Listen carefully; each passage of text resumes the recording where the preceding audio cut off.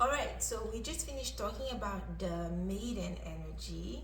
What does balance look like for the maiden? Now, uh, I want to talk about what does balance look like for the page. That is the male version of what the maiden is. They have different needs altogether, and balance for them is something else.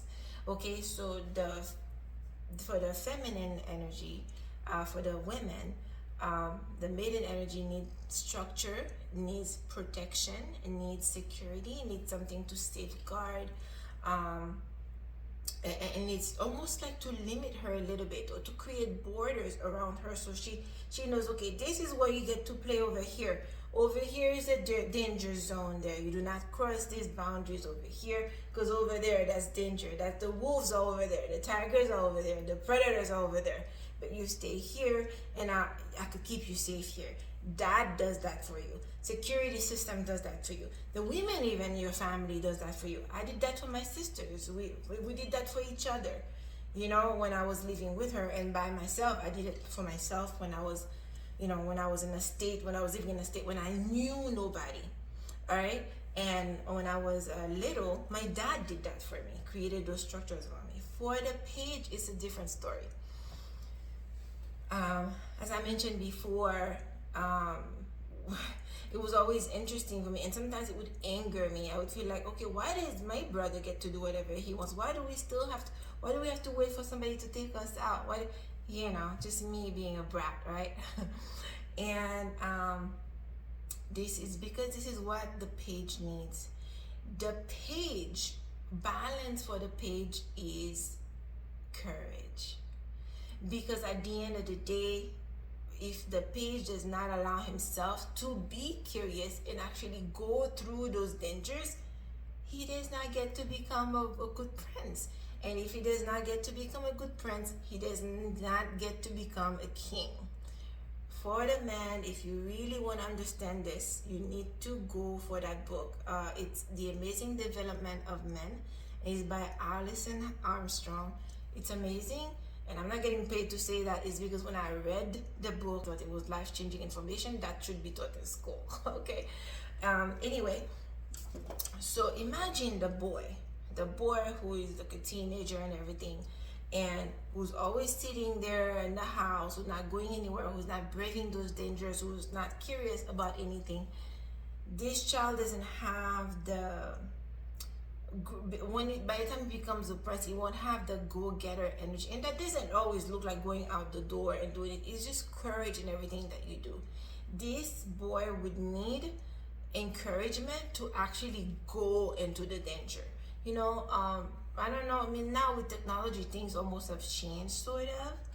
But when I was growing up, boys were out. Boys are supposed to go climb that tree and come out with a broken arm or something, have scrapes and have a busted knee and stuff like that, because you're supposed to venture into the unknown. That's the stuff that you go with other boys or whatever, your friends, you go into the unknown, develop courage, and still go head first and still go for it. So if you do not nurture that side and then push them almost to go out of the nest, you might find yourself with a boy that just doesn't know how to activate the masculine side of him. Okay. And some boys, they just naturally are like that, and some boys actually needs a little push. So what does that look like for the boy, and for the young man, and for the, I would say, the man who's like has responsibilities or whatever. For the boys, of course, like I said, they need to be encouraged to actually go to the danger. Yeah, take a risk.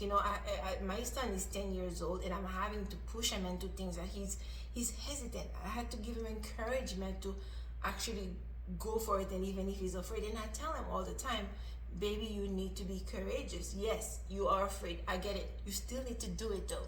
You could do it safely. You could try to make it as safe as possible. I will be there. Dad will be there. We'll be watching you. but you need to go try it, because my son is a little bit more hesitant, and everything. He needs the details. He needs to know this and that, and honestly, it has too much screen time sometimes, and we're trying to care about that.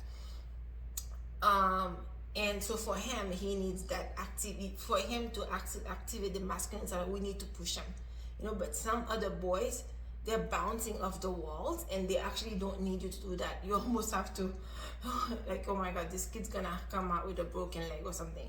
That is actually a good thing, because that is what they need.